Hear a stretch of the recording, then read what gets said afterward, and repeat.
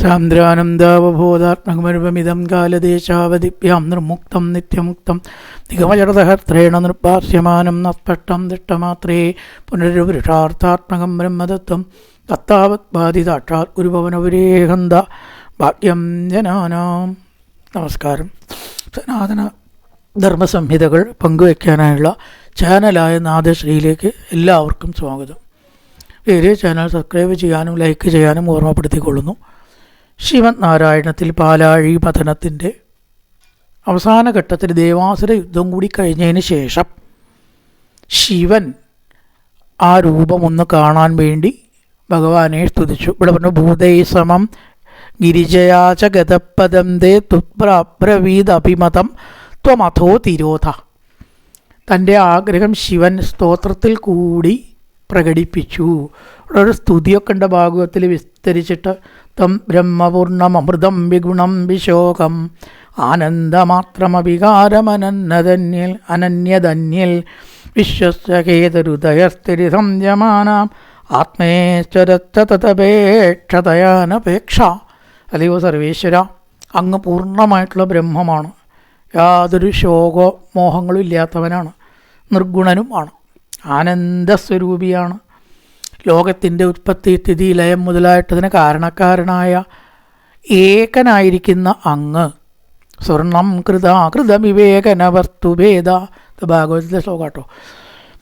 സ്വർണം കൊണ്ട് പല ആഭരണങ്ങൾ ഉണ്ടാക്കും പണിക്കാരൻ, ഇല്ലേ? ചങ്ങല, ചെവിയിലണിയണത്, കടകമ്പള, അങ്ങനെയൊക്കെ. പക്ഷേ ഇതൊക്കെ വാസ്തവത്തിൽ എന്താ? ഉരുക്കിയാലൊക്കെ സ്വർണം തന്നെയല്ലേ? ഒക്കെ സ്വർണ്ണമാണ്. നമ്മൾ ഉരുക്കിയ സ്വർണത്തിന് പേര് പറയാറില്ല. ഇത് വള ഉരുക്കിയ സ്വർണ്ണമാണ്, ഇത് കൊടുക്കടക്കൻ ഉരുക്കിയ സ്വർണ്ണമാണ്, ഇത് മോതിരം ഉരുക്കിയ സ്വർണ്ണമാണ് പറയലില്ല. ഇതൊക്കെ സ്വർണ്ണമാണ് എന്നേ പറയൂ. അല്ല, ഇതൊക്കെ പാടെ കൂട്ടിയൊക്കെ സ്വർണ്ണമെന്നേ പറയുള്ളൂ. അതേപോലെ ഭഗവാൻ പല രൂപത്തെ എടുക്കുന്നു. ഇത് പറഞ്ഞു, മനോഹരമായിട്ടുള്ളൊരു വേഷം അങ്ങെടുത്തു എന്ന് കേട്ടു. അവതാരാമയാദിഷ്ട രമമാണസ്യതേ ഗുണൈ ശോകം തട്ടുമിച്ഛാമി എത്തേ യോഷിത്വപുത്രിതം. യോഷിത്ത സ്ത്രീ, ആ സ്ത്രീയുടെ സ്വരൂപം അങ്ങെടുത്തു എന്ന് കേട്ടു. അസുരന്മാരെ മയക്കി അമൃതം വീണ്ടെടുക്കാനായിട്ട് എവിടേക്ക് ശിവൻ പോയേ ആ സമയത്ത് അവിടെ ഉണ്ടായിരുന്നില്ലേ? അതുകൊണ്ടാണല്ലോ ഇപ്പോൾ കാണണമെന്ന് പറഞ്ഞത്, ഇല്ലേ? ചില പരിപാടികൾക്കൊന്ന് പുനഃസംപ്രേഷണം ചെയ്യാമോ എന്ന് ചോദിക്കും ചിലപ്പോൾ നിലയത്തിനോട്. എന്ന പോലെ അതിനെ ഒന്ന് വീണ്ടും പ്രദർശിപ്പിച്ച് കാണാൻ ആഗ്രഹമുണ്ട്. സുബ്രവീതഭിമതം തപതോ തിരോധ. ഭഗവാൻ അവിടുന്ന് അങ്ങോട്ട് മറഞ്ഞു. ആരാമസീമനിച്ച കന്തുകാതലീലാലോലായമാനനയനാം കമനീം മനോജ്ഞാം ത്വാമേഷ വീക്ഷ വികളത്വസനാം നനോഭൂ വേഗാതനങ്കരിപുരംഗ സമാലിലിംഗ. ആരാമം, തോട്ടം, മനോഹരമായിട്ടുള്ള പൂന്തോട്ടത്തിൽ പന്തടിച്ച് കളിക്കുന്ന ഒരു ഇളകുന്ന കണ്ണുകളോട് കൂടിയ സുന്ദരിയായിട്ട് ഭഗവാനാണ്. ഒരൊറ്റ നിമിഷം മേക്കപ്പിന് സമയമൊന്നും വേണ്ട ഭഗവാന്, നമുക്കല്ലേ അതൊക്കെ വേണ്ടു. യാതൊന്നും വേണ്ടി വന്നില്ല. കമനീ മനോജ്ഞാം, സുന്ദരിയായിട്ട് മനസ്സിനെ ആകർഷിക്കുന്നവളായിട്ട് മാറി. പന്തു അടിച്ചങ്ങനെ കളിക്കണു. ത്വാമേഷ വീക്ഷ്യ വികള. ആ സുന്ദരിയെ കണ്ടിട്ട് വസ്ത്രങ്ങൾ ഇളകുന്നതും ഭാവഹാവ്യങ്ങളൊക്കെ ഇങ്ങനെ കണ്ട് എന്തു ചെയ്തു? വേഗാതനങ്കരിപുരംഗ സമാലിലിംഗ. വേഗം പരമേശ്വരൻ ഇവിടെ വിശേഷിപ്പിച്ചിരിക്കണു കാമാന്തകനാണ്. കാമാന്തകനാണെങ്കിലും ഭഗവാന്റെ മായയെ കടക്കാറായിട്ടില്ല. ബാക്കിയുള്ള മായയൊക്കെ ഭഗവാൻ പരമേശ്വരൻ കടന്നിരിക്കുന്നു. പക്ഷെ ആരുടെ മായയെ കടക്കാൻ ഉയർന്നിട്ടില്ല? വിഷ്ണുവിൻ്റെ മായയ്ക്ക് അപ്പുറം പോകാൻ ശിവനായിട്ടില്ല എന്നാണ് ഇവിടെ പറയണത്. അനങ്കരിപുരു, അനങ്കരിപു എന്നാണ്. അനങ്കരിപു കാമൻ്റെ ശത്രുവാണ്, ദഹിപ്പിച്ചൊരു പിടി ചാമ്പലാക്കിയാളാണ്. പക്ഷേ ഭഗവാന്റെ മായയെ കടക്കാനാവാതെ വലഞ്ഞ് എന്ത് ചെയ്തു? അനങ്കരിപു എന്നാണ് ഇവിടെ പേര്. അനങ്കരിപു, അംഗ, ശ്രേഷ്ഠ, രണ്ട് ആ വാക്കുകൾ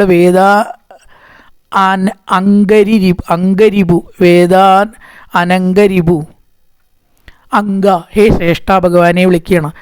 സമാലിലിംഗ, ഭഗവാനെ ഒന്നങ്ങനെ ആലിംഗനം ചെയ്തു.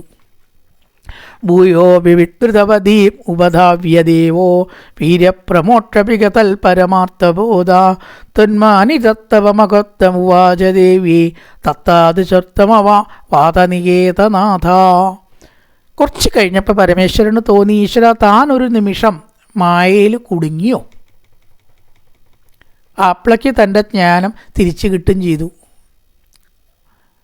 അപ്പോഴാണ് ഭഗവാൻ പുഞ്ചിരിച്ചുകൊണ്ട് ശംഖചക്രഗദാപത്മാദികൾ ധരിച്ചിട്ട് അപ്പം നിൽക്കണം. എവിടെ മോഹിനി? മോഹിനി എവിടേക്കോ പോയി, കാണാനില്ല. പരിഭ്രമിച്ച് നിൽക്കുന്ന പരമേശ്വരനോട് ഭഗവാൻ ഒന്നങ്ങനെ നോക്കിയിട്ട് തൻ്റെ മാറത്തേക്ക് ഒന്ന് ചൂണ്ടിക്കാട്ടി. സ്വയം മാറത്തേക്ക് ഭഗവാൻ ചൂണ്ടിയപ്പോൾ അവിടെയൊക്കെ ഭസ്മം. വിഷ്ണു ഭസ്മം ധരിക്കലില്ല. ഇതെങ്ങനെയപ്പോൾ ഈ ചുടലഭസ്മം വിഷ്ണുവിൻ്റെ മാറത്ത് വന്നത്? ശിവൻ ആലിംഗനം ചെയ്തത് വിഷ്ണുവിനെയാണ്, മോഹിനിയല്ല. അത് ബോധ്യപ്പെടുത്താനാ ഒന്നിങ്ങനെ ഭഗവാൻ ചൂണ്ടിയതേ. താൻ വിഷ്ണുവിനെയാണോ ആലിംഗനം ചെയ്തത്? അയ്യോ, ഭഗവാന്റെ മായ അതിശയകരം തന്നെ. കാമനെ ദയിപ്പിച്ചുള്ള തന്നെ പോലും വീഴ്ത്തുക എന്ന് പറഞ്ഞാൽ പിന്നെ മറ്റുള്ളവരുടെ കഥ പറയാനുണ്ടോ എന്ന് ചോദിക്കുകയാണ്. ഇപ്പം വീര്യപ്രമോക്ഷവികത പരമാർത്ഥബോധ. കുറച്ച് കഴിഞ്ഞപ്പോൾ പരമാർത്ഥബോധം പരമേശ്വരനുണ്ടായി. തന്മാനിത, ഭഗവാൻ കളിയാക്കി പരിഹരിക്കുകയൊന്നും ചെയ്തില്ല. തന്മാനിത, പരമേശ്വരനെ ഭഗവാൻ ബഹുമാനിക്കുന്നേ ചെയ്തത്. തന്മാനിത തവ മഹത്വമുവാച ദേവിയൈ, പാർവതിയോടും മറ്റുള്ളവരോടും ആ മഹത്വം ഒന്നങ്ങനെ ഉപദേശിച്ചു. തത്താതിശസ്തമപവാത നികേതനാഥ, അങ്ങനെയുള്ള വാദനികേതനാഥ എന്നെ രക്ഷിക്കണം. ഇവിടെ ത്വന്മാനിതത്തവ മഹത്വം, എന്തേ ഭഗവാൻ അവിടെ മഹത്വം ഉപദേശിച്ചു കൊടുത്തത്? അതിവിടെ പറഞ്ഞിട്ടില്ല. ഭാഗവത്തിൽ പറഞ്ഞിട്ടുണ്ട്, കുറച്ച് സൂചിപ്പിച്ചിട്ടുണ്ട്. എന്തൊക്കെയാണ് ഭഗവാൻ സൂചിപ്പിച്ചത് എന്നാണെങ്കിൽ വേറൊന്നുമല്ല. അപി വ്യപശ്യത്തമജസ്യമായ പരസ്യ പുംസപരദേവതായ അഹങ്കലാനാമുഷഭോ വിമുഖ്യേ യശാവശോന്യേ കിമുദാ അസ്വതന്ത്ര. പരമേശ്വര, എൻ്റെ മായയെ ജയിക്കാൻ ആരും ആയിട്ടില്ല. മമമായ ദുരത്യയാ, ഗീതയിൽ അർജുന, എൻ്റെ മായയെ കടക്കാൻ അത്ര എളുപ്പമൊന്നുമല്ല. ദുർവാസാവ് പെട്ടിട്ടില്ലേ? അതുപോലെ വിശ്വാമിത്രൻ പെട്ടില്ലേ? എന്തിനെ ബ്രഹ്മദേവൻ പെട്ടില്ലേ? അതിൽ മീതിയുണ്ടോ? സ്വന്തം പുത്രിയായിട്ടുള്ള സരസ്വതിയിൽ അരുതാത്ത ആഗ്രഹം ഉണ്ടായി. അത് ഭഗവാന്റെ മായയാണ്. അതുകൊണ്ട് എൻ്റെ മായ അത്ര എളുപ്പമൊന്നുമല്ല. അതാണ് അപി വ്യപചസ്തമജസ്യമായ, അജനായിട്ടുള്ള എൻ്റെ മായയെ പങ്ക് കണ്ടില്ലേ പരമേശ്വര? അങ്ങടക്കം അതിൽ വീണു. പിന്നെ അസ്വതന്ത്രന്മാരായിട്ടുള്ള മനുഷ്യന്മാരുടെ കാര്യം എന്ത് പറയാനാണ് എന്ന് ചോദിച്ചു. എന്നാലോ ഒരു മാർഗം ഉണ്ടത്രേ ആ മായയെ കടക്കാൻ. അതെന്താ? സർവേശ്വരനായിരിക്കുന്ന ഭഗവാന്റെ പാദപത്മത്തെ ആശ്രയിക്കുക. അങ്ങനെ ആ മോഹിനി സ്വരൂപത്തെ നമസ്കരിച്ചിട്ട് അധ്യായം അവസാനിക്കുന്നത്. 47 ശ്ലോകമുള്ള ശങ്കരമോഹനം എന്ന അധ്യായത്തെ ഇവിടെ 2 ശ്ലോകം കൊണ്ടാണ് ചുരുക്കിയത്. 2 ശ്ലോക. അസതഭിഷയമംഗ്രിം ഭാവഗമ്യം രമന്നാൻ അമൃതമരവര്യാൻ ആശയൽ സിന്ധുമധ്യം കപട യുവതിവേഷോ മോഹയൻ യസ്സുരരിത്തം അഹമുപസൃതാനാം കാമപൂരം നതോസ്മി. അസത്തുക്കളായിരിക്കുന്ന വിഷയികൾക്ക്, നമ്മളെപ്പോലുള്ളവർക്ക് ഒരിക്കലും കാണാൻ പറ്റില്ല. കാണാൻ പറ്റാത്തതും പിന്നെയുണ്ട്. ഏതൊരു ഭഗവാനാണ് സമുദ്രത്തിൽ നിന്ന് അമൃതം പാലാഴിയിൽ നിന്ന് പൊന്തി വന്നപ്പോൾ ആ അസുരന്മാർ അപഹരിച്ചത് തിരിച്ച് ദേവന്മാർക്ക് കൊടുക്കുകയും ചെയ്തത്? മായ പോയാലല്ലേ അമൃതം വരുള്ളൂ. കഥ താത്തിയാണ്. മായ പോയപ്പോഴേ അമൃതം വരുള്ളൂ. മായയെ തിരസ്കരിച്ച് അമൃതം വീണ്ടെടുത്തത് അങ്ങനെ കപടവേഷം ധരിച്ച അസുരന്മാരെ മോഹിപ്പിച്ചതായ ആ ഭഗവാനെ നമസ്കരിക്കുന്നു. എന്തിന്? മായയിൽ വീഴാതിരിക്കാൻ. അസത് അവിഷയമംഗ്രിം, അസത്തുക്കൾക്ക് വിഷയമല്ലാത്ത എന്ന് നമസ്കരിച്ചിട്ടാണ് ഭാഗവത്തിലെ അധ്യായമാണ് അവസാനിപ്പിക്കുന്നത്. അതുകൊണ്ട് മായയെ ജയിക്കാൻ ഒറ്റ വഴിയേ ഉള്ളൂ.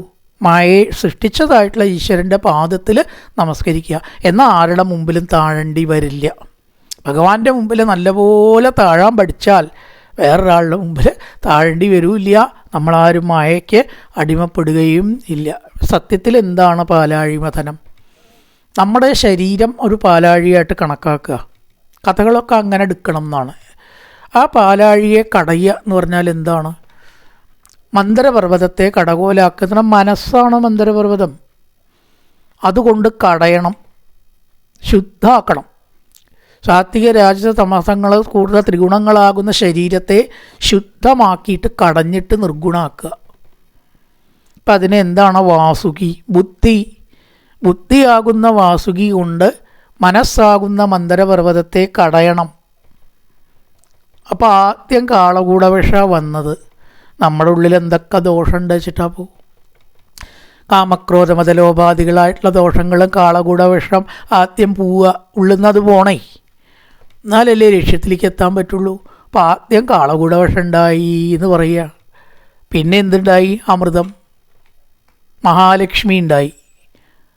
ഭഗവാനെ ഭജിക്കാൻ തുടങ്ങിയ ഐശ്വര്യം ഉണ്ടാവും ഇല്ലേ?